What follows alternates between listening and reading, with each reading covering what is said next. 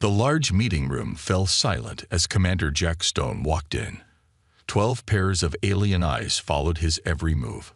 Some showed curiosity, others fear, but most showed only cold judgment. Jack stood tall despite his racing heart. He was the only human in the Great Hall of the Galactic Council. "The Council will now hear Earth's plea," said Dorn, the leader from Arcturus. His blue skin shimmered under the bright lights. His voice was calm but held no warmth. Jack stepped forward. "Members of the Council, I come asking only for what every spacefaring race deserves: a chance to join you among the stars. Earth has achieved faster than light travel. By your own laws, we qualify for membership." A low murmur spread through the room. Jack knew what they were thinking. Humans had reached the stars too quickly. While other races took thousands of years to develop space travel, humans had done it in mere centuries. "Commander Stone," Dorn said, "we have studied your kind closely." He waved his long, four-fingered hand. A screen appeared in the center of the room, showing images from Earth's history: wars, weapons, fighting. "You are a violent species. You fight even among yourselves." Dorn's voice grew harder. "In just the last 100 years, you have had 2 world wars and countless smaller conflicts." Jack stepped forward. "All young races struggle with violence. Did yours not do the same? We have grown. We have learned." "Have you?" asked a small green alien to Dorn's right. "Your weapons grow more deadly each year. Your population keeps growing. Your need for resources never ends." Jack tried to speak, but Dorn raised his hand for silence.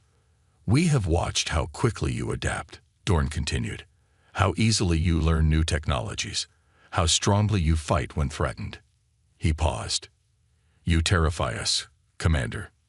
The truth of the moment hit Jack like a physical blow. This was not a hearing. It was a trial. And the verdict had been decided long before he arrived. Dorn's voice became formal. "The Council has voted. Earth will be quarantined within its solar system for the safety of all galactic species." "Quarantined." Jack's voice rose. "You can't just lock us away. There are human colonies, ships. All humans beyond your system have 1 Earth month to return home," said Dorn. "After that, a barrier will be raised. Any human found outside it will be treated as a threat." Jack's face flushed with anger. "This is wrong. We have rights. This meeting is over," Dorn said simply. The other council members stood and filed out, not meeting Jack's eyes. Jack was left alone in the massive room. His hand shook as he contacted Earth. Director Kate Wilson stared at the message on her screen. Her office at Earth Defense Force headquarters was quiet except for the soft hum of computers. Outside her window, the lights of New Geneva shone in the night. "So, they fear us," she said softly to herself. She had expected this. For 3 years, she had warned the World Council that alien contact might not be friendly. For 3 years, they had called her paranoid. Kate pressed a button on her desk. "General Adams, please come to my office. It's time for diaspora." 10 minutes later, a gray-haired man sat across from her. His uniform was decorated with medals from wars fought only on Earth. Soon, he might earn ones for battles fought among stars. "They're really going through with it?" Adams asked. Kate nodded. "They'll seal the entire system in 30 days. Every human must return home or face death." Adams leaned forward. "Or they could simply disappear." "Exactly." Kate turned her screen to show him a list of ships. "These 300 vessels are ready. Stealth technology, based on what we learned from studying alien craft. The Council doesn't know we have it. And the crews. Volunteers, scientists, soldiers, engineers, our best and brightest. They've been training for months." Adams studied the list. 30,000 people won't rebuild a civilization. "They won't have to," Kate said firmly. "They just need to survive, learn, and grow. Until we can break the barrier. And if we can't break it," Kate's eyes hardened, "then they become our legacy among the stars." Jack Stone's ship landed at Kennedy Spaceport 3 days later. Crowds had gathered, angry and afraid. News of the quarantine had spread fast. Riots had broken out in major cities. For the first time in decades, Earth's nations faced a common threat. As Jack stepped out, the world president was waiting. Her face was grim. "Commander, I'm sorry," she said. "It's not your fault," Jack replied. "They fear what they don't understand. And they don't understand humans at all."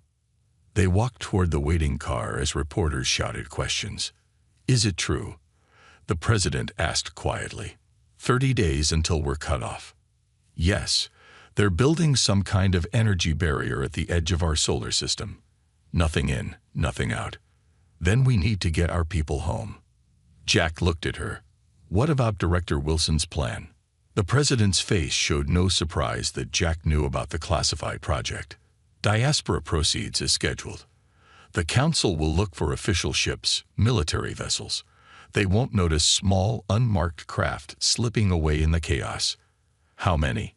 300 ships, 30,000 people, heading to the far reaches of the galaxy. Jack nodded slowly. "It's not enough." "It's all we have," the president replied. 29 days later, Kate Wilson stood in the Earth Defense Force Command Center. Around her, officers tracked the remaining human ships racing back from distant outposts. "Status of diaspora?" she asked. General Adams checked his screen. 287 ships away clean. 13 launching tonight. The council hasn't detected any of them. Kate allowed herself a small smile. "And the barrier?"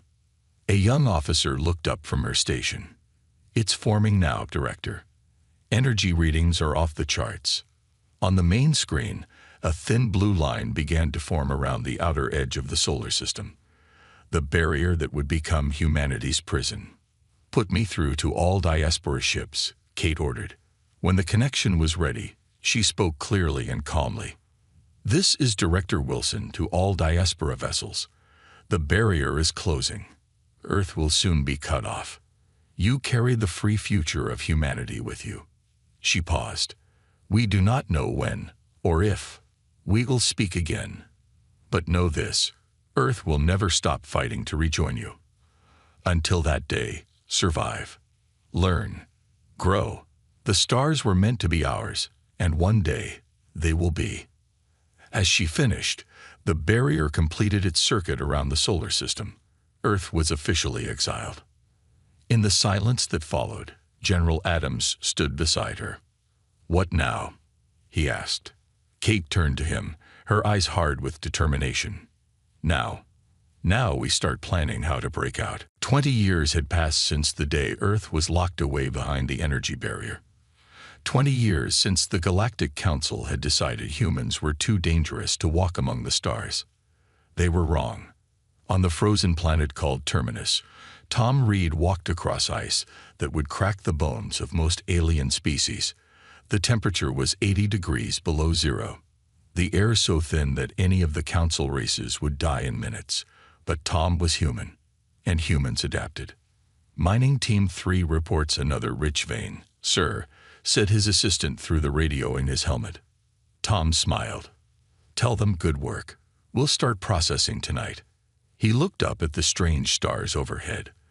This world was far from major trade routes, chosen because no one else wanted it. The council races evolved on comfortable planets with ideal conditions. They never learned to thrive in harsh places. That was their mistake. Tom's mining operation pulled rare minerals from the ice, minerals that starship engines needed, minerals worth a fortune to the right buyers. "Sir," his assistant called again. "The traders are here early." "I'll be right there," Tom answered. Inside the main dome, 3 aliens waited. They were not council members, but free traders from a species called the Vex. They looked like tall, thin humans with gray skin. They didn't ask questions about where the humans came from. They only cared about business.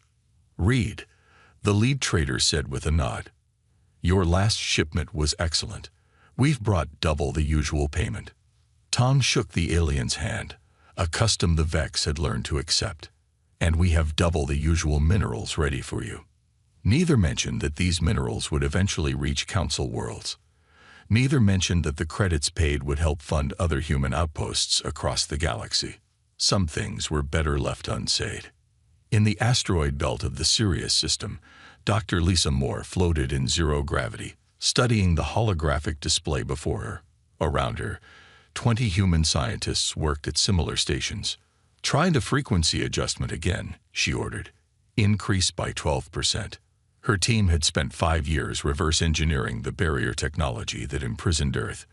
Not to break it, not yet, but to understand it. Dr. Moore called a young scientist. "Look at this pattern. It matches the energy signature we recorded from the Council's shields." Lisa pushed herself across the room to examine the data. "Yes," she whispered. "It's the same basic technology." This was the breakthrough they had been waiting for. If the barrier used the same principles as standard Council shields, then perhaps they could find a weakness. Lisa touched the communication panel on her wrist. "Contact all research stations. Priority message, keyword, gateway. We've found the connection." Within hours, human scientists across 20 hidden outposts would be sharing data, building on her discovery. The Council thought they had contained humanity. Instead, they had merely scattered the seeds of their own downfall. On the jungle planet Varda, rain poured down on the training grounds as Mike Davis watched his soldiers run the combat course. 50 men and women moved through the mud, carrying weapons adapted from alien designs. "They're getting better," said his second-in-command. Mike nodded. "They need to be. The Krell pirates are getting bolder. Last week, they hit a settlement just 2 systems away. The military base was hidden deep in the jungle. From orbit, it looked like nothing more than local animal activity. But beneath the canopy, 500 humans trained for war. Not to fight the Council. Not yet. But to protect the growing network of human settlements. To ensure that humanity's foothold among the stars remained secure. "Sir," a communications officer approached. "We've received a coded message from Sirius Research Station. It's marked Gateway." Mike's heart beat faster. Gateway was the project to someday free Earth. Any news on that front was important. "I'll take it in my office," he said. As he walked through the rain, Mike thought about Earth. He had been only 10 years old when the exile happened. His parents had been scientists selected for the diaspora mission. Sometimes he still dreamed of blue skies and green fields that weren't trying to kill you with poisonous spores. Someday, he thought, someday we'll go home, and we'll bring an army with us. Back on Earth, old Jack Stone sat in his garden, looking up at the night sky. At 82, his hair was white, and his body frail, but his mind remained sharp. The young woman approached. "Grandfather, it's getting cold. You should come inside." Jack shook his head. "Not yet, Mary. I'm waiting." "For what?" He smiled. "For a miracle." Inside the house, Jack's secure communication device chimed. Only 3 people had access to that frequency. Mary helped him to his feet. "What is it?" "Maybe my miracle," he said. In his study, Jack activated the device. It had been built 20 years ago, designed to work through the quantum entanglement principles that even the barrier couldn't stop. A message appeared on the screen. Just a few words, but enough to make tears form in the old man's eyes. "We haven't forgotten. We are coming." Jack sank into his chair. "They're alive," he whispered. "The diaspora worked." Mary looked confused. "Who's alive? What's diaspora?" Jack had never told his family about his role in the secret mission. It had been too dangerous. But now, "Sit down, child," he said. "It's time you learned the truth. Humanity isn't just on Earth anymore. We're out there, among the stars. Hidden. Growing stronger." He pointed to the message, "And someday they'll find a way to bring down the barrier." "The Council would never allow it," Mary said. Jack laughed. "The Council doesn't know humans very well. They think they contained us. Instead, they forced us to become exactly what they feared, a species that could survive anywhere, adapt to anything, and never, ever give up. He looked back at the message. They exiled Earth, thinking they were protecting themselves. But all they did was force humanity to spread among the stars without their knowledge or control. Mary's eyes widened as she understood. How many got out? 30,000, Jack said. On 300 ships. Not many, but humans have done more with less. And now? Jack smiled. Now we wait. We prepare. And when our children among the stars find a way to break the barrier, the Council will learn that exiling Earth was the biggest mistake they ever made. Outside, the stars continued to shine, distant and cold. But somewhere out there, humans looked at those same stars and saw not distant lights, but future homes, future outposts, future battlefields, if necessary. The Council had meant to cage humanity. Instead, they had freed it to become exactly what they feared most, a power that would one day rule the stars. "I'll take it in my office," he said. As he walked through the rain, Mike thought about Earth. He had been only 10 years old when the exile happened. His parents had been scientists selected for the diaspora mission. Sometimes he still dreamed of blue skies and green fields that weren't trying to kill you with poisonous spores. Someday, he thought, someday we'll go home, and we'll bring an army with us. Back on Earth, old Jack Stone sat in his garden, looking up at the night sky.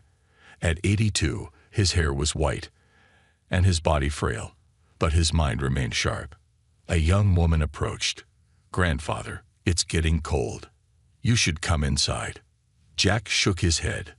"Not yet, Mary. I'm waiting." "For what?" He smiled. "For a miracle." Inside the house, Jack's secure communication device chimed.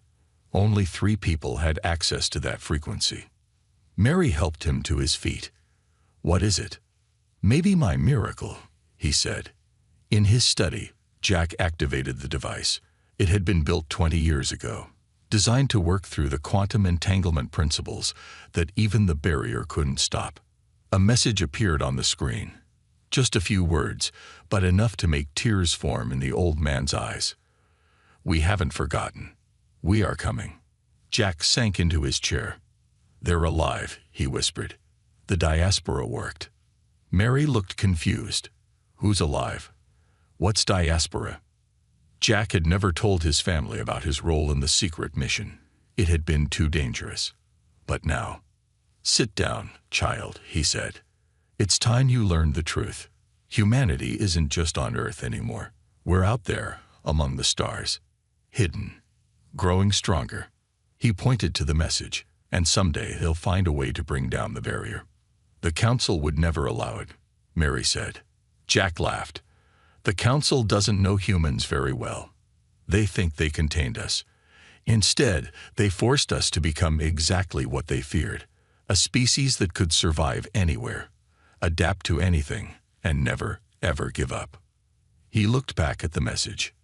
They exiled Earth, thinking they were protecting themselves. But all they did was force humanity to spread among the stars without their knowledge or control. Mary's eyes widened as she understood. How many got out? 30,000, Jack said. On 300 ships. Not many, but humans have done more with less. And now, Jack smiled. Now we wait. We prepare.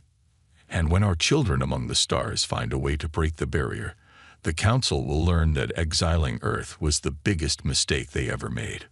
Outside, the stars continue to shine, distant and cold.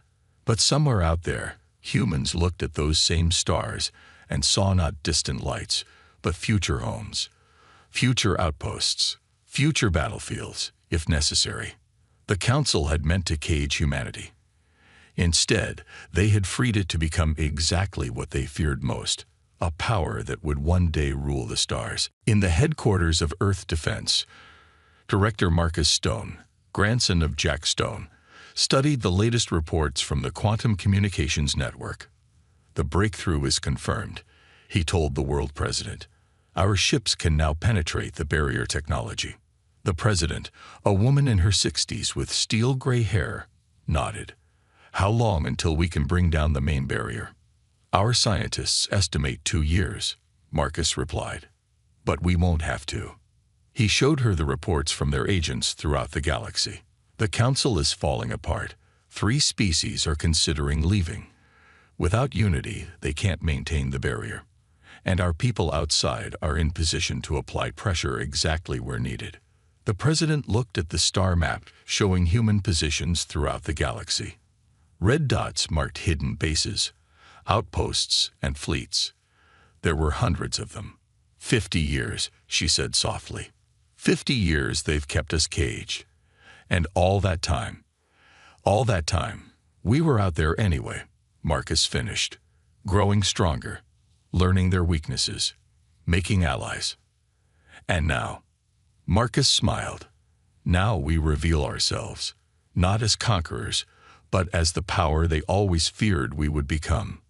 In the Arcturus Homeworld Medical Center, the council leader lay dying. The disease had spread to his brain. Around him, the best doctors of his species worked desperately to save him. A doctor approached his bed. "Sir, we've received a treatment from an outer world medical station. It shows promise." "Try it," the leader gasped. The medication flowed into his veins. Within an hour, his fever broke. Within a day, he could stand again. A miracle, he told his advisors. Who created this cure? The doctor hesitated. The data came through several intermediaries, but we've traced its origin. Well, who do we thank for saving our people? The doctor took a deep breath. The genetic markers suggest the treatment was designed by humans. Silence fell over the room. The leader sank back into his chair. "Impossible," he whispered. "The humans are trapped on Earth." "Apparently not all of them," the doctor said. "And sir, according to our analysis, they've had this treatment for over 200 years. They could have shared it decades ago." The leader looked out the window at his city, where thousands of his people were now recovering thanks to human medicine. "Why would they help us?" he asked. "After what we did." No one had an answer. But in that moment, the first seed of doubt was planted in the heart of the council's strongest anti-human voice. Perhaps they had been wrong about humanity all along. And if they were wrong about that, what else had they misjudged? 100 years had passed since Earth's exile. 100 years of planning, waiting, and working from the shadows.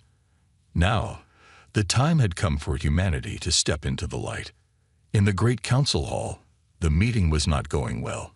Only 7 of the 12 founding species were present. Empty seats showed where former members had once sat. "Proxima has officially withdrawn from the council," announced the chairman, his voice echoing in the half-empty chamber. "They cite unfair trade practices and lack of protection for their outer colonies." Murmurs spread through the remaining delegates. This was the 4th species to leave in the past year. The once mighty Galactic Council was crumbling. None of them knew the truth. None of them realized that humans had carefully planned this moment for decades. Outside the council hall, Ambassador Vaz of Proxima removed his ceremonial robes for the last time. In his private ship, he activated a secure communication device. "This is Cooper," he said, using his real name for the first time in 20 years. "Proxima withdrawal complete. Moving to Phase 4. James Cooper looked at himself in the mirror as he carefully removed his alien disguise. The face that looked back at him was human, older than he remembered, lined with the strain of living a double life for so long. Was it worth it? He asked his reflection. The answer came in the form of a message on his screen. "Earth awaits your return, hero of the diaspora." James smiled. Yes, it had been worth every difficult day. On the council homeworld, an emergency session had been called. The remaining members gathered to discuss the crisis. "Without Proxima's fleet, we cannot patrol the eastern sectors," said one member. "Without Betelgeuse's resources, we cannot maintain the Earth barrier at full strength," said another. The Arcturus leader, grandson of Dorn, looked troubled. Perhaps Perhaps we should reconsider the Earth quarantine. It has been a century. Humans may have changed. Changed, said another delegate with a laugh. Surely you jest. Humans are dangerous. The barrier stays. I am not so sure anymore, the Arcturus leader replied. They saved our species from extinction when they could have let us die. Is that the action of a dangerous race? Before anyone could answer, the chamber's main screen activated without warning. On it appeared a human face, a woman in her 40s with dark hair and determined eyes. Greetings, council members, she said. I am Director Helen Foster of the Human Diplomatic Corps. Shock rippled through the chamber. For a moment, no one spoke. This is impossible, the chairman finally said. Humans are contained on Earth. Helen smiled. Are we? The screen split to show dozens of locations across the galaxy. On each one, humans worked openly alongside aliens. Human ships flew through space. Human cities thrived on distant worlds. What you see is real, Helen continued. While you thought us safely caged on Earth, 30,000 of us escaped before the barrier closed. For a century, we have lived among the stars, hidden but free. Impossible, the chairman repeated. We would have known. Would you? Helen asked. You never bothered to learn about us, about our adaptability, our determination. You saw only our capacity for violence, not our capacity for survival. The Arcturus leader leaned forward. What do you want from us? Recognition, Helen replied simply. The barrier around Earth must come down. Humanity must be acknowledged as a free species with the right to travel the stars. Those are our terms. And if we refuse? Asked the chairman. The screen changed again, showing human warships, hundreds of them, emerging from hidden bases throughout the galaxy. We would prefer peace, Helen said, but we are prepared for the alternative. The transmission ended, leaving the council in stunned silence. In his command center on Earth, Director Marcus Stone watched the reaction to Helen's message spread across the galactic communication networks. Proxima has publicly announced support for humanity, reported his aide. Betelgeuse as well, added another. And 3 non-council species are offering military alliance. Marcus nodded.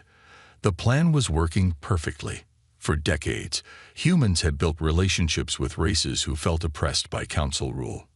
Now those friendships were paying off. What about the barrier? He asked. His chief engineer pointed to a display showing the great energy field surrounding Earth's solar system. Power fluctuations are increasing. Without full council support, they can't maintain it at full strength. And our breakthrough technology. Ready, sir. We can punch through at any time. Marcus stood and looked at the vast map of the galaxy on the main screen. Red dots showed human positions, thousands of them, spread across hundreds of star systems. Send the order, he said. Operation Homecoming begins now. On the edge of Earth's solar system, a fleet of 100 human ships approached the barrier. They were the newest vessels in Earth's defense force, built during the long years of exile. Captain Laura Reed, great-granddaughter of Tom Reed from the frozen mining colony, stood on the bridge of the flagship Freedom.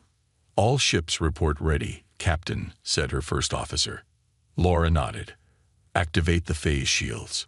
Around each ship, a special energy field formed, the result of 50 years of research into the barrier technology. Forward, slow speed, Laura ordered. The fleet moved toward the shimmering wall that had imprisoned Earth for a century.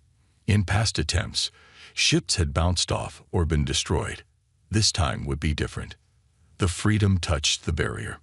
For a moment, the ship shuddered.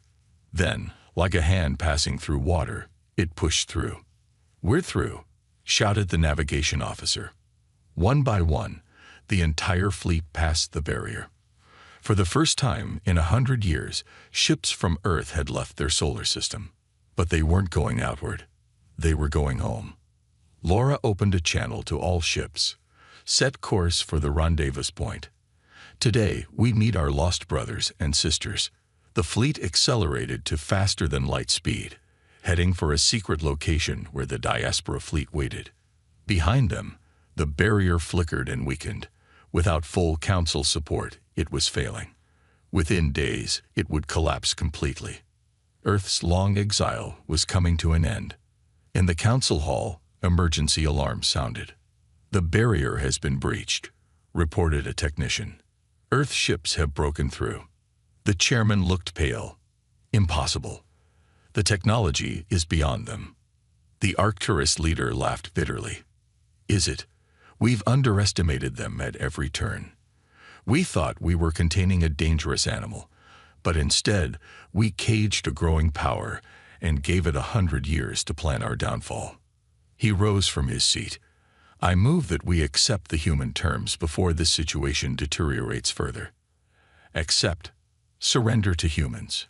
The chairman was outraged. "Not surrender," the Arcturus leader corrected. "Recognition. They've earned their place among the stars, not through conquest, but through perseverance. Perhaps it's time we learned from them, instead of fearing them." Around the table, heads began to nod in agreement. The council that had once exiled humanity was about to welcome them back, not out of kindness, but out of necessity. The stars, it seemed, now belonged to all. 120 years after Earth's exile, a day of history arrived. Admiral Robert Stone, great-grandson of Jack Stone, stood on the bridge of the Earth Ascendant. The massive ship approached the council homeworld with a fleet of 50 vessels behind it. This was not a war fleet. This was a diplomatic mission, though one backed by the full might of humanity's now revealed power. "We're being hailed," said his communications officer. Robert nodded. On screen, the face of the council chairman appeared. "Admiral Stone, you are cleared to approach. The council awaits your arrival." "Thank you, Chairman. We come in peace." The words were simple, but the meaning behind them was not. For over a century, the council had feared human violence. Now, humans were offering peace instead, from a position of strength. As the Earth Ascendant moved into orbit, Robert looked at his crew. They were not just humans. His ship carried representatives from 15 species, some former council members, others who had never been allowed to join. "This is more than just Earth's victory," he told them. "This is a new beginning for the galaxy." The council chamber looked different than it had when Jack Stone stood there over a century before. The once grand room now seemed smaller, less impressive. The 12 seats of the founding members were reduced to 7. Robert Stone walked in with his delegation. He wore a simple blue uniform with Earth's new symbol, a planet with stars spreading out from it like seeds. "Admiral Stone," the chairman said, "the council recognizes the representative of Earth." Robert stepped forward. "I bring terms from the united people of Earth and our allies throughout the galaxy." He activated a holographic display. Above the council table appeared a document titled The Galactic Accord. "First, the barrier around Earth's solar system will be permanently deactivated," Robert said. The council members nodded. With the barrier already failing and human ships able to pass through it anyway, this was just a formality. "Second, humanity will be recognized as a full member of galactic society, with all rights and privileges." Again, the council members nodded. This too was expected. "Third," Robert continued, "reparations will be paid to Earth for 120 years of forced isolation." This caused murmurs among the council. The Arcturus leader spoke up. "What form would these reparations take?" "Knowledge," Robert replied. "Access to the council's scientific and historical archives. Nothing more." The council members looked surprised. They had expected demands for territory, resources, or money. "Fourth, and finally," Robert said, "the Galactic Council will be reformed into a Galactic Congress, where all spacefaring species have equal voice, not just the founding 12. Now the council chamber erupted in protest. The chairman banged his gavel for order. "This is outrageous," said one member. "The council has maintained order for 10,000 years." "Has it?" Robert asked calmly. 4 of your founding members have left. Dozens of species live under rules they had no part in making. Is that your definition of order? Before the chairman could respond, Robert activated another holographic display. This one showed the true extent of human influence across the galaxy. Trade routes, defense systems, communication networks, all had human connections. We could have used this influence to destroy the Council, Robert said. Instead, we ask only for reform. The Arcturus leader stood. The human terms are fair, more than fair, considering what we did to them. The chairman looked around the room, seeing the changing mood. You planned this all along, didn't you? Even before the exile. Robert shook his head. No, we planned to survive, to thrive. The rest, we learned from you. From us. The chairman seemed confused. Yes, you taught us that power concentrated in few hands leads to fear and injustice. So we built something different, partnerships based on mutual benefit, not dominance. He gestured to his diverse crew. That's why we're here with allies, not alone. That's why our terms speak of reform, not revenge. As if on cue, ships appeared on the orbital display, vessels from 24 non-council civilizations, positioning themselves alongside the human fleet. The chairman looked at the display, then back at Robert. It seems we have no choice. There is always a choice, Robert replied. Choose cooperation. Choose progress. Choose to build something better than what came before. After a long moment, the chairman nodded. The Council will accept Earth's terms. 3 days later, the energy barrier around Earth's solar system was officially deactivated. The ceremony was broadcast to thousands of worlds across the galaxy. On Earth, people gathered in cities and towns to watch the sky. For generations, they had seen the faint blue glow at night, a constant reminder of their prison. Now, it faded away forever. Director Marcus Stone stood with the world president on a platform in New Geneva. Above them, the barrier dissolved like mist in morning sunlight. A historic day, the president said. Marcus nodded. My great-grandfather would have been proud. Jack Stone, the president said. The man who started it all. He never gave up hope, Marcus replied. None of us did. In orbit, the first ships from the diaspora fleet entered Earth's atmosphere. After more than a century, the scattered children of Earth were coming home. They brought with them gifts of knowledge, technology, and friendship from across the galaxy. They brought stories of worlds humans on Earth had only dreamed about. Most importantly, they brought proof that humanity had earned its place among the stars. 1 year later, the first meeting of the new Galactic Congress was held on a neutral world. Representatives from 57 spacefaring civilizations attended, including Earth. Admiral Robert Stone, now serving as Earth's delegate, took his seat among them. It was not at the head of the table. It was not in a position of special power. It was simply one seat among equals, exactly as it should be. The Congress's first act was to establish the Free Travel Accord, ensuring that no species would ever again be forcibly confined to their home system. As Robert looked around the room at the diverse beings working together, he thought about the long journey that had brought humanity to this moment. The Council had exiled Earth out of fear of human adaptability, human determination, human strength. They had fought to contain a dangerous species. Instead, they had forced humanity to become something greater than it might have been otherwise. Not conquerors, but survivors. Not rulers, but partners. Not feared, but respected. The irony, Robert said to himself, is that in trying to cage us, they set us free. A delegate from a non-human world overheard him. Your people have an interesting saying. What doesn't kill you makes you stronger. Robert smiled. Yes, and the Council didn't kill us. No, agreed the alien. Instead, they made you strong enough to change the galaxy. Outside the Congress Hall, ships from dozens of worlds filled the sky, a testament to a new era of cooperation. Among them flew vessels bearing Earth's symbol, a planet with stars spreading outward like seeds. Seeds that had taken root across the galaxy and grown into something magnificent. They had exiled Earth. Now humanity ruled the stars, not through fear or dominance, but through the very qualities the Council had once feared: adaptability, determination, and the unwavering belief that the stars belonged to all.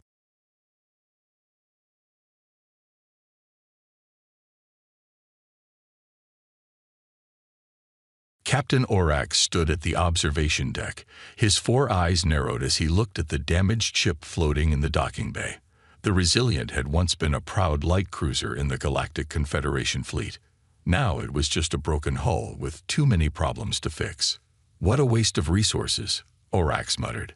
His gray skin wrinkled around his mouth as he frowned. That ship survived 3 border skirmishes before taking that hit to the quantum core. Next to him, Engineer Tallis nodded. "The damage to the quantum lattice is too severe. We would need to replace the entire system, and that would cost more than building a new ship. And yet protocol demands we offer it to the humans," Orax said with a small laugh. "As a welcome gift to the newest members of the Confederation." Tallis clicked his teeth, a sound that showed amusement among his species. "They won't take it. Even those primitive apes can see this ship is beyond repair." "Let's get this ceremony over with," Orax said, turning to walk toward the meeting room. "The faster we offer it, the faster they'll refuse, and we can finally scrap this wreck." Commander Jack Wilson tried not to fidget as he sat in a large chair designed for a being twice his size. 6 months as Earth's military liaison to the Galactic Confederation had taught him patience. Aliens moved at their own pace, especially when it came to formal meetings. The door slid open, and Captain Orax entered with his team. Jack stood up and gave the Confederation salute, right hand flat against his chest, then extended outward. "Commander Wilson," Orax said with a forced smile, "thank you for coming on such short notice." "It's my pleasure, Captain," Jack replied. "Your message mentioned a gift for Earth." Orax nodded and pressed a button on the table. A hologram appeared in the center of the room, showing a damaged ship rotating slowly. "The light cruiser Resilient," Orax explained. "A fine vessel with an honorable service record. It was damaged in our recent border conflict with the Drex Collective." Jack leaned forward, studying the hologram with interest. He could see the damage. A large section of the hull was torn open near what appeared to be the engine section. "As Earth joins the Confederation as our newest member," Orax continued, "it is our tradition to offer a ship from our fleet as a gesture of welcome and trust.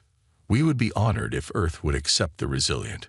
Jack noticed the slight twitch in Orax's upper left eye. During his time in the Confederation, he had learned to read alien expressions. That twitch meant Orax was being dishonest. "May I ask about the extent of the damage?" Jack said, keeping his voice neutral. Tallis stepped forward. "The quantum lattice core suffered a direct hit from a Drex phase cannon. The core is beyond repair, and replacing it would be impractical." Jack understood now. This wasn't a gift. It was a clever way to get rid of an expensive problem. The Confederation couldn't just scrap a ship with an honorable service record without looking bad. But if they gifted it to Earth and Earth refused, they could scrap it without losing face. What the aliens didn't know was that Jack had spent most of his 6 months studying Confederation technology. He had read every technical manual he could access, and had even made friends with junior engineers who showed him how their ships worked. Jack walked closer to the hologram and pointed at the damaged section. "This is the quantum lattice that powers the ship and connects all its systems, right?" "Correct," Tallis said, surprised by the human's knowledge. "Without it, the ship cannot function. And Earth does not have the technology to repair or replace quantum lattice cores." Jack circled the hologram, examining it from all angles. The ship was bigger than anything humans had built, about 300 meters long with elegant curves and the distinctive blue glow of antimatter engines. Despite the damage, most of the ship looked intact. Earth accepts this generous gift, Jack said suddenly. The room went silent. Orax blinked all four eyes in surprise. Commander Wilson, Orax said carefully, perhaps you do not understand. This ship cannot fly. It cannot fight. The quantum lattice is the heart of all Confederation vessels. Jack smiled.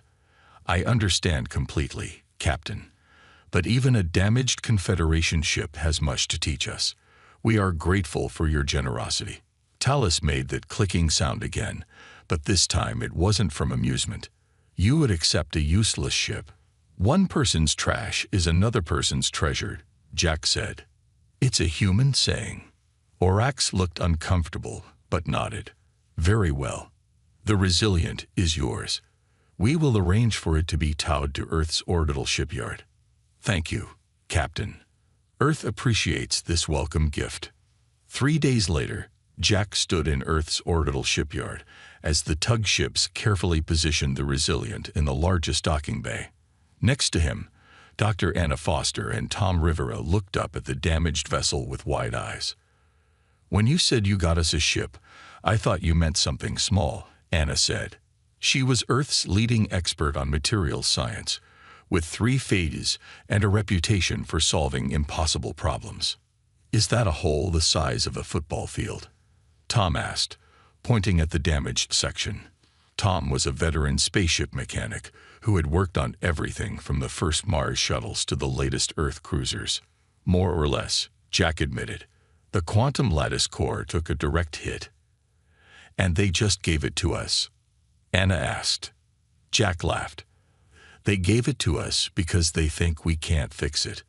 The quantum lattice technology is beyond our manufacturing capabilities. They expect us to study it for a while and then give up. Tom walked closer to the ship, his experienced eyes scanning the damage. So why did you accept it if we can't fix it? Jack smiled.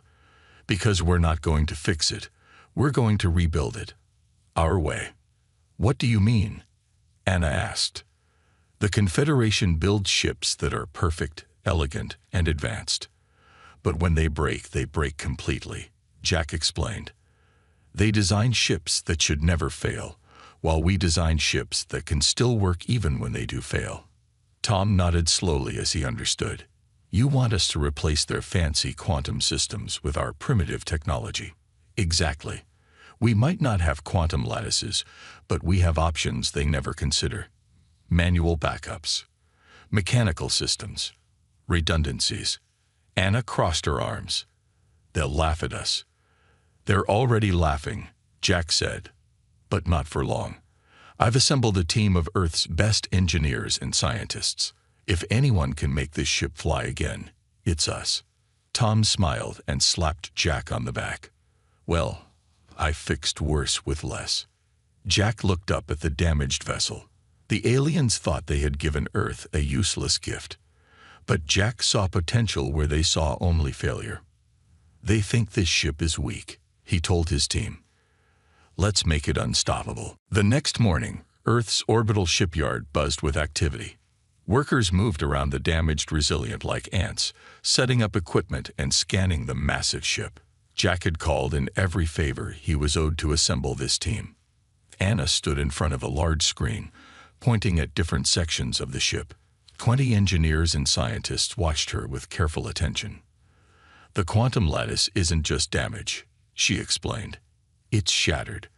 The Confederation builds these systems as a single unit. They're not designed to be repaired piece by piece. Tom leaned against the wall, arms crossed. So we'd need to replace the whole thing. And we can't build quantum lattices. Exactly, Anna said. That's why they think this ship is junk. A young engineer raised his hand. Can we buy a replacement from the Confederation? Jack shook his head. Even if we could afford it, they wouldn't sell it to us. That technology is closely guarded. The room fell silent. Then Tom pushed himself off the wall and walked to the front. Look, I've been inside this ship for the past 12 hours, he said, and I've learned something important. The quantum lattice connects all systems, yes, But most of those systems still work. They just can't talk to each other anymore. Anna nodded slowly. So if we could replace the lattice with our own connection system, we could make the ship work again, Tom finished. Not their way. Our way. Jack smiled. This was exactly what he had hoped for. Let's get to work. 3 days later, the team gathered for their first major decision. They had mapped the entire ship, identified every system, and determined what could be saved and what needed to be replaced. We can't fix it their way, Anna announced, looking tired but excited. So we'll fix it our way. She pressed a button, and a new design appeared on the screen. It showed the Resilient with significant changes. We'll strip out the damaged quantum lattice completely, she explained. Instead, we'll install our best hybrid analog-digital systems to connect all the ship's functions. Tom pointed to the engine section. The antimatter drive is actually in good shape. We just need a new way to control it. We'll add mechanical backups and manual overrides. One by one, team members explained their solutions. Where the aliens had elegant, integrated systems, the humans planned to add redundancies. Where the aliens had pure digital controls, the humans would add physical backups. Jack watched with pride as his team found creative solutions to every problem. They weren't just repairing a ship, they were reimagining it.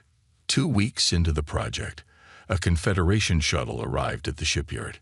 Engineer Tallis had come to observe their progress, along with 3 other alien officials. Commander Wilson, Tallis said as he stepped onto the main deck, "The Confederation is curious about your efforts." Jack smiled. "We're happy to show you our progress. Tom will give you the tour." Tom led the aliens through the ship, pointing out the changes they had made. The aliens' expressions changed from curiosity to confusion, and finally to something like horror. In the engine room, Tallis stared at the new control systems. Where there had once been sleek, hidden technology, now there were visible wires, manual gauges, and physical control panels. "You've added buttons?" Tallis asked, his voice filled with disbelief.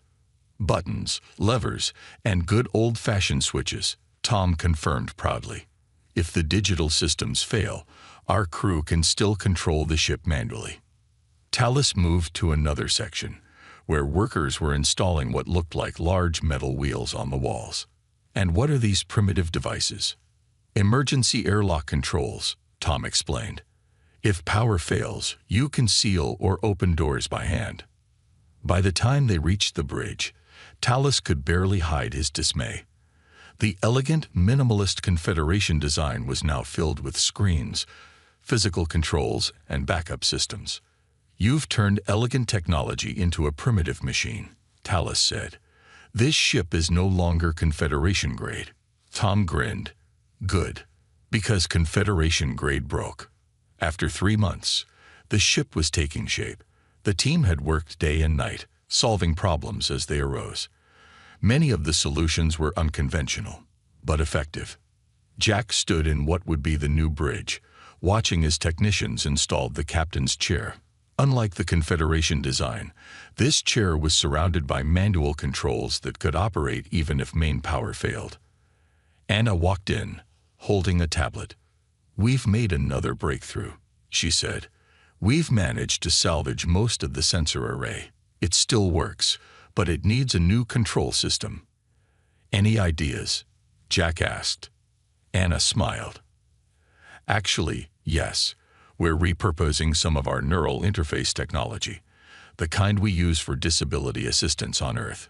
It turns out it synchronizes perfectly with the alien sensors." Jack raised his eyebrows. "Neural interfaces, so a human operator could connect directly with the ship's systems." "Exactly. It's not how the Confederation designed it to work, but our tests show it's even more effective. A human mind can process the sensor data more intuitively than their AI systems." Jack thought about the possibilities. The Confederation relied on artificial intelligence for most ship functions. The idea of a human pilot directly connected to a ship's systems was something they had never considered. "This could change everything," Jack said. If we can integrate human operators with alien technology this way, we create something entirely new, Anna finished. Not just a repaired ship, but a human-alien hybrid that takes the best of both. 5 months into the project, the Confederation sent a delegation to check on their progress. Captain Orax himself led the group this time. They arrived expecting to see a failed project. Instead, they found a ship that was nearly ready for testing. Orax walked through the vessel with Jack, his 4 eyes wide with surprise. "You've actually made progress," Orax admitted, "though I barely recognize the ship anymore." "We had to make some changes," Jack explained, "but we've kept as much of the original systems as possible." They reached the engine room, where the antimatter drive hummed with a soft blue glow. Tom was there, making final adjustments. "The drive works?" Orax asked, unable to hide his surprise. "Works better than before," Tom said. "We've added redundant control systems and emergency protocols the original design didn't have." Orax turned to Jack. "And you believe this? Hybrid will actually fly?" Jack nodded. "We're scheduling the first test flight next week. You're welcome to observe." As the aliens left, Jack could hear them talking among themselves. They were still skeptical, but no longer dismissive. Tom walked over to Jack with a grin. "They still think we're going to fail." "Let them think what they want," Jack replied. "Soon enough, we'll show them what humans can do with a broken ship." 6 months into the rebuild, the ship was nearly unrecognizable. From the outside, it still looked mostly like a Confederation vessel, with its sleek hull and distinctive lines. But inside, it had become something new, a blend of alien precision and human ingenuity. Jack stood in the newly completed bridge, watching as the final systems came online. Screens lit up around the circular room, showing ship status, navigation data, and sensor readings. Unlike the Confederation design, which hid all technology behind smooth panels, the human bridge proudly displayed its controls. "It's beautiful," Anna said as she walked in. "Not in the way the aliens would appreciate, but beautiful nonetheless." Jack nodded. "How are the neural interface tests going?" Anna's face lit up with excitement. "That's why I came to find you. We've had a breakthrough. I think you need to see this." In the Science Lab 2 decks below, a man sat in a specially designed chair. Lieutenant Mark Jones had been a pilot in Earth's Space Force before an accident damaged his spine. Now he had neural implants that helped him walk, and made him the perfect candidate for Anna's experiments. When Jack and Anna entered, Mark was wearing a sleek headset connected to a bank of computers. His eyes were closed, and his hands rested on control panels. "Watch this," Anna said. She pressed a button on her tablet. A holographic display appeared in the center of the room, showing a complex simulation of space debris. A small ship, represented by a green dot, moved through the field of objects. "Mark is controlling the simulated ship with his mind," Anna explained. "The neural interface lets him connect directly with the ship's systems." Jack watched in amazement as the green dot navigated through the debris field with incredible precision. It wasn't just avoiding obstacles, it was finding the most efficient path through them. "This is impressive," Jack admitted, "but the Confederation has advanced AI for navigation. How is this better?" Anna smiled. "Ask him to explain." Jack approached Mark. "Lieutenant, can you hear me?" Mark's eyes remained closed, but he nodded. "Yes, Commander. I can talk while I navigate. Tell me what you're experiencing." Mark's lips curved into a smile. "It's like I am a ship. I don't just see the debris field. I feel it. The sensors give me data that my brain processes as instinct. I don't calculate paths. I feel the right way to go."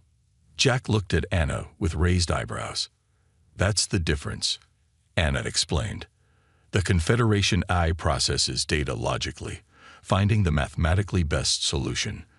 But Mark processes it intuitively, like how you know how to catch a ball without calculating its trajectory. The human brain can make intuitive leaps that AI can't, "And this works with the alien systems?" Jack asked. "Better than we expected. Our neural interfaces sync perfectly with their sensor technology. It's like they were made for each other, even though they were developed galaxies apart." Jack watched the simulation for another minute, ideas forming in his mind. "Can we expand this beyond just navigation?" Anna nodded enthusiastically. "We already are. We're connecting the weapons systems, life support, even engineering. A human operator could potentially control or monitor every system on the ship through the neural interface. And if those systems fail, we still have all the manual backups." Anna assured him, "The best of both worlds." 2 weeks later, the ship was ready for its first full systems test. The team had worked around the clock to integrate the neural interface with all major ship functions. Mark had spent hours each day in simulations, learning to control more and more systems simultaneously. Jack called a meeting of all department heads in the main conference room. It was time to make a critical decision. "The ship needs a name," he announced. "It's not the Resilient anymore. It's something new." Tom leaned back in his chair. "How about the Phoenix? In Earth mythology, it's a bird that rises from its own ashes, reborn." Murmurs of approval filled the room. Jack nodded. "I like it. The HSS Phoenix, Human Spaceship Phoenix." As the meeting ended, Anna pulled Jack aside. "There's something you should see."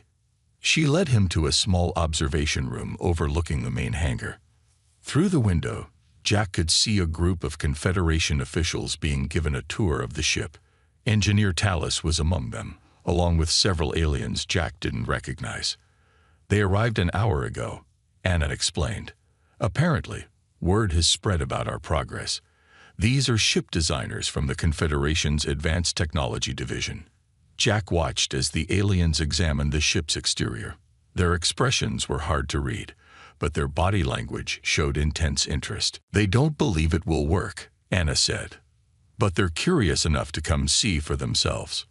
"Let them watch," Jack replied. "Soon they'll see what humans can do." The next day, Mark sat in the pilot's chair on the bridge of the Phoenix. The neural interface headset was more streamlined now, designed to be worn comfortably for hours.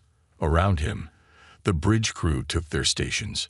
Jack stood behind him, watching as the final preparations were made. Through the viewports, he could see the shipyard workers clearing the area around the ship.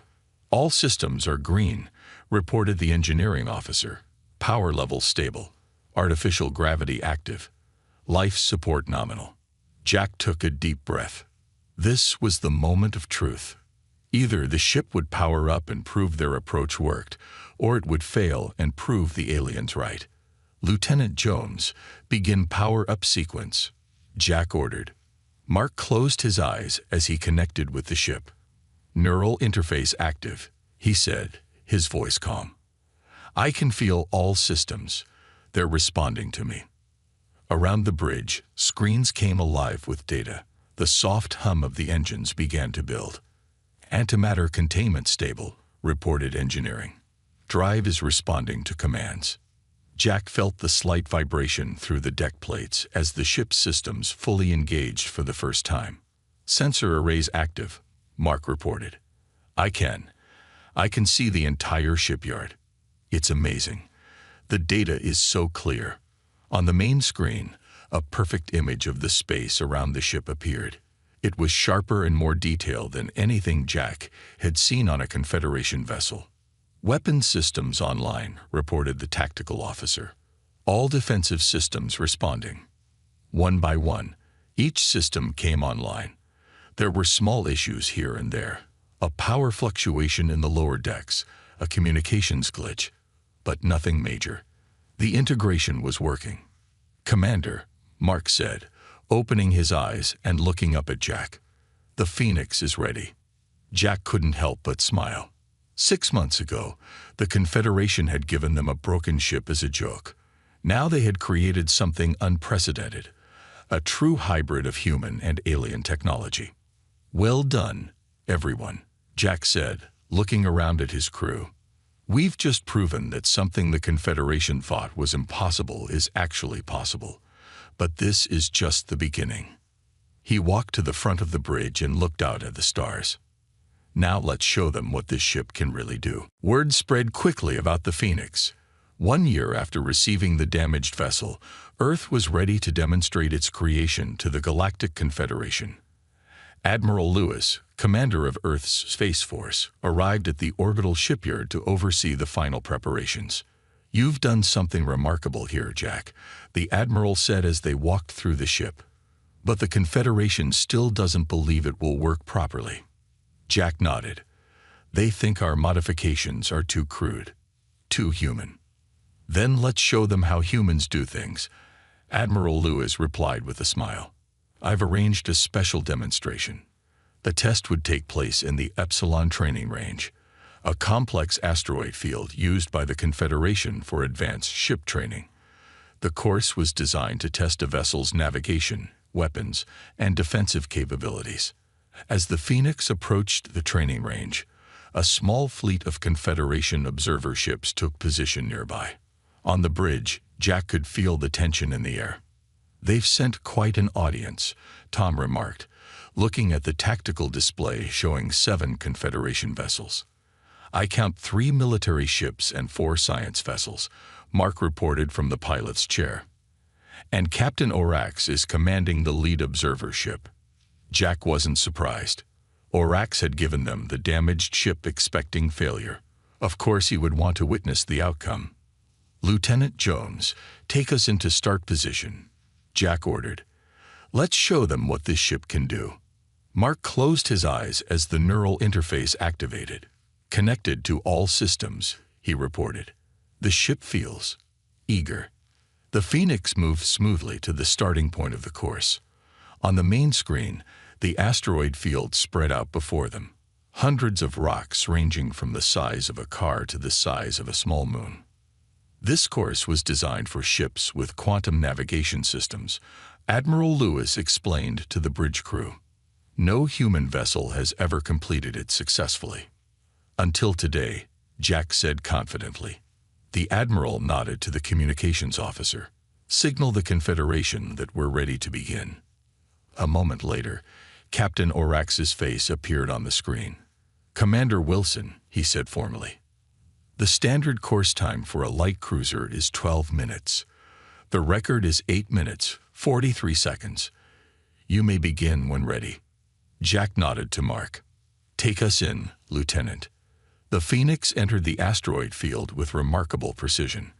Mark guided the ship through narrow gaps between rocks, his mind directly connected to the ship's sensors and engines. 3 minutes in, reported the tactical officer. "We're ahead of standard pace." On the observer ships, the Confederation officials watched with growing surprise as the human vessel navigated the course faster than expected. Engineer Tallis studied the sensor readings with particular interest. "The ship's movements are different," he noted to Captain Orax. "Less calculated, more fluid." "It's the human pilot," Orax replied. "They're using neural interface technology to control the ship directly." Tallis's 4 eyes blinked in surprise. "That's not how our ships are designed to work." "Evidently, the humans didn't read the manual," Orax said dryly. Back on the Phoenix, Mark guided the ship deeper into the course. Now came the combat portion. Automated defense drones would simulate attacks, and the ship needed to evade or neutralize them. "Drones activating," reported the tactical officer. 20 targets approaching from multiple vectors. Mark didn't open his eyes. Through the neural interface, he could sense the drones more effectively than by looking at a screen. "I see them.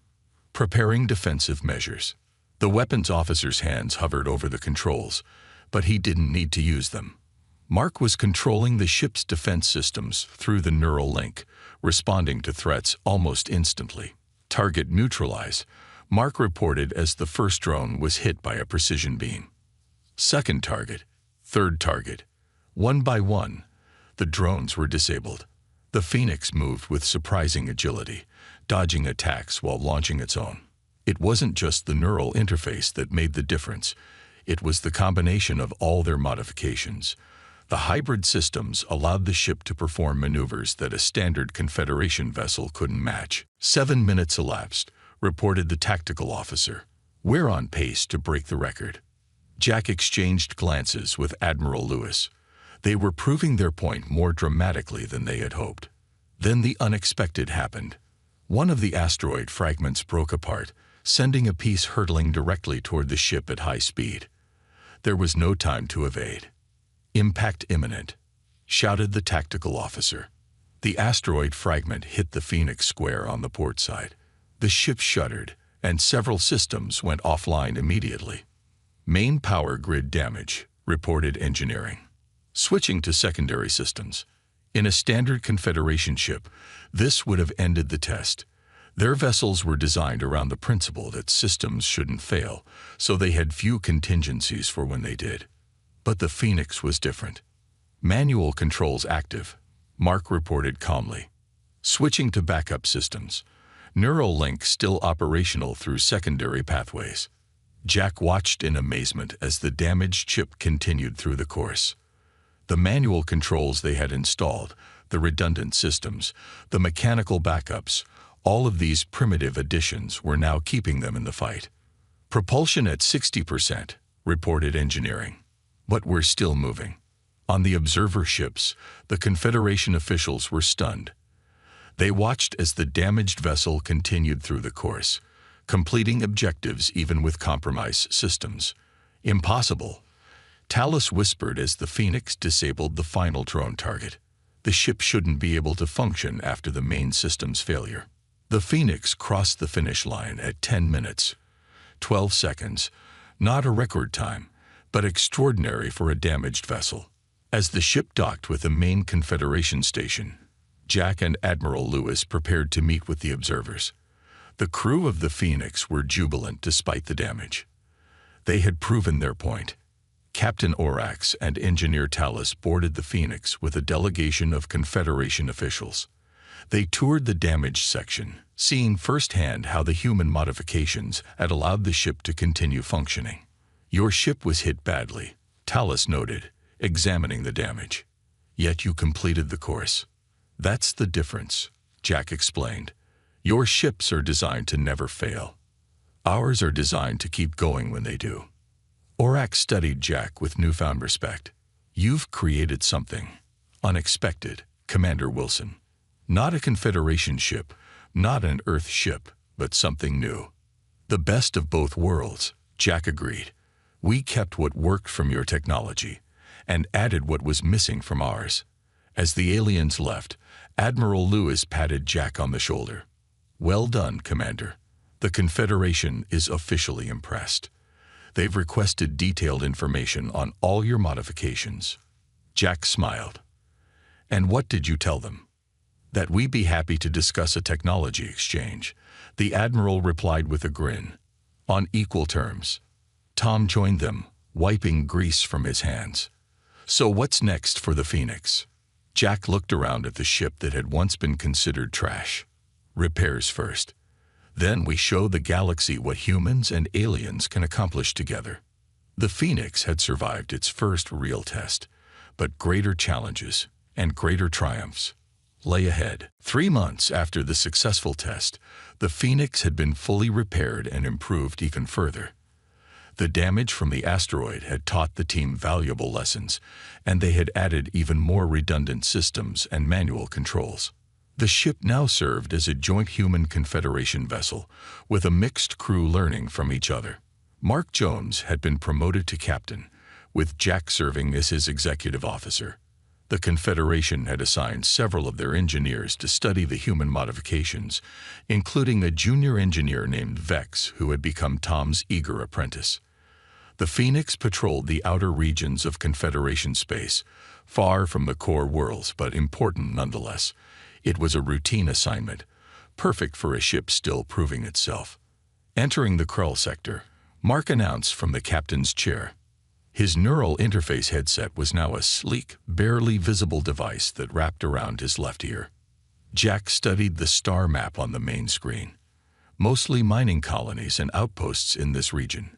Should be a quiet patrol. Little did they know that their routine mission was about to turn into something much more dangerous. Deep within Confederation headquarters, Captain Orax stood before the High Council, his face grim. "The reports are confirmed," he said. "A previously unknown species has launched attacks on 3 outer colonies. They call themselves the Vextar." The council members murmured among themselves. Admiral Krell, head of the Confederation fleet, leaned forward. "What do we know about their capabilities?" "They use some kind of quantum disruption weapon," Orax reported. "It targets our lattice-based technology. When hit, our ship's systems shut down completely." "Have we lost vessels?" asked a council member. 4 patrol ships and 1 battle cruiser, Orax confirmed. None could defend themselves after being hit by the disruption weapon. Admiral Krell's face darkened. "Deploy the 7th Fleet to the border. We must contain this threat immediately." "There's one more thing," Orax added. "The Phoenix is currently patrolling the Krell sector, near where the latest attack occurred." "The human ship?" Admiral Krell asked. "Recall it immediately. It's too valuable to lose." "I've already sent the order," Orax replied. "But there's a possibility they'll encounter the Vextar before they can return." On the Phoenix, the communication officer turned to Jack with concern on her face. "Sir, we're receiving an emergency transmission from the mining colony on Krell 5. They're under attack." Jack moved quickly to the station. "Put it through." The screen flickered and showed a panicked colonial administrator. Behind him, people were running and smoke filled the air. "This is Administrator Benson of Krell 5. We're under attack by unknown vessels. Our defenses are down and our communication systems are failing. Please, anyone who receives this..." The transmission cut off abruptly. Jack looked at Mark. "How far are we from Krell 5? 20 minutes at maximum speed," Mark replied. "We've also received orders from Confederation Command," the communication officer added. "We're to return to base immediately. All Confederation vessels are being recalled due to a new threat." Jack frowned. "They want us to abandon the colony. The message says the enemy has weapons that disable Confederation technology," the officer explained. "They've already lost 5 ships." A heavy silence fell over the bridge. Everyone knew what that meant. The Phoenix might be the only ship in range that could help, but they were being ordered to retreat. Mark sat up straighter in his captain's chair. "How many people live on Krell 5? "About 4,000 colonists," Jack answered. Mark's jaw tightened. "Set course for Krell 5, maximum speed." "Captain," the communications officer said carefully, "that contradicts direct orders." "I'm aware," Mark replied. "But we're not going to abandon 4,000 people. Send a message to command explaining our decision." Jack couldn't help but smile. It was exactly the choice he would have made. "All stations, prepare for possible combat," he ordered. "This is what the Phoenix was built for." The Phoenix dropped out of faster-than-light travel near Krell 5. The scene that greeted them was grim. 3 alien vessels, sleek and predatory in design, orbited the mining colony. Several buildings on the surface were already burning. "Enemy ships detected," reported the tactical officer. "Configuration unknown. Not in Confederation records." "They're scanning us," added the sensor officer. "They've noticed our arrival." One of the alien ships broke orbit and moved toward them. Its design was angular and threatening, with weapons ports visible along its hull. "They're charging weapons," the tactical officer warned. "Shields up," Mark ordered. "Prepare for evasive action." The alien ship fired, a strange, pulsing beam of energy that struck the Phoenix directly. The ship shuddered, and several alarms sounded. "Quantum systems failing," reported engineering. "Main computer offline. Sensor grid destabilizing." On a normal Confederation ship, this would have been the end. Without the quantum lattice to coordinate systems, the ship would be helpless. But the Phoenix wasn't a normal ship. "Switching to manual controls," Mark said calmly. His neural interface flickered but remained active through the backup systems. activating secondary power grid. Around the bridge, screens went dark for a moment, then lit up again as the backup systems engage. The officers switched to manual stations, using the physical controls the humans had installed. Weapons operational through backup systems, reported the tactical officer. Manual targeting online. The alien ship hesitated, seemingly confused that its weapon hadn't disabled the Phoenix completely. "They're not expecting us to still be functioning," Jack observed. "Let's use that surprise. Target their weapon systems and fire when ready." The Phoenix fired its main cannons. The shots were less precise than they would have been with the main computer, but they still struck the alien vessel. The enemy ship reeled, then quickly moved to re-engage. "They're adapting," Mark warned, preparing to fire again. The next minutes were intense as the Phoenix engaged in combat, despite its damaged systems. What should have been a quick victory for the aliens turned into a real fight. The human modifications, those primitive backups and manual controls, were keeping the ship in the fight when Confederation technology would have failed. The alien vessel fired again, this time striking the Phoenix's engines. The ship lurched violently. "Main propulsion damage," reported engineering. Switching to emergency thrusters, Mark's face showed strain as he maintained the neural connection through the chaos. "We need to end this quickly," he said. "Anna, do you have that special package ready?" Anna, who now served as the ship's science officer, nodded. "Ready, Captain. It's untested, but it should work." "Do it," Mark ordered. Anna activated a specially designed probe, one that combined Confederation technology with human ingenuity. It launched from the Phoenix and sped toward the alien vessel. "The probe is transmitting a feedback pulse into their scanning systems," Anna explained. "It should overload their sensors." The effect was immediate. The alien ship's weapons went silent, and it began to drift. "It worked," Anna exclaimed. "Their systems are in reset mode.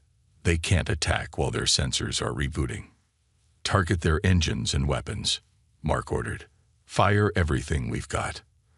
The Phoenix unleashed its full arsenal. Without their defensive systems, the alien ship took severe damage. After a brief but intense barrage, the vessel went dark. "We've disabled them," reported the tactical officer. "The other two ships are breaking orbit. They're retreating." A cheer went up on the bridge. The Phoenix had not only survived an attack that had disabled 5 Confederation ships, but it had also driven off the attackers. 2 weeks later, Captain Orax stood on the bridge of the Phoenix, which was docked at Confederation headquarters. The ship had returned with a disabled alien vessel in tow, providing the Confederation with invaluable intelligence about the new threat. "You disobeyed direct orders," Orax said to Mark and Jack. "But in doing so, you saved the colony and captured an enemy ship. The Council is conflicted about how to respond." Jack smiled. "What's the verdict?" "You're both being commended for exceptional service," Orax replied. "And the Phoenix is being designated as the prototype for a new class of vessels, hybrid ships that combine Confederation technology with human adaptability." He looked around the bridge, at the mix of elegant alien technology and primitive human controls. "I gave you a broken ship because I thought it was worthless," Orax admitted. "You showed us that nothing is beyond repair, and that sometimes imperfection is strength." As Orax left, Mark turned to Jack with a smile. "Not bad for a ship that was considered junk." Jack nodded, looking around at the bridge crew, humans and aliens working side by side, learning from each other. The ship wasn't weak, Jack told them. It just needed the right kind of strength. And as the Phoenix prepared for its next mission, it carried with it a powerful message. Sometimes the greatest innovations come not from perfection, but from learning how to adapt when things go wrong. The ship that was once too broken to fix had become the model for the future, a future where humans and aliens built something stronger together than either could create alone. The end.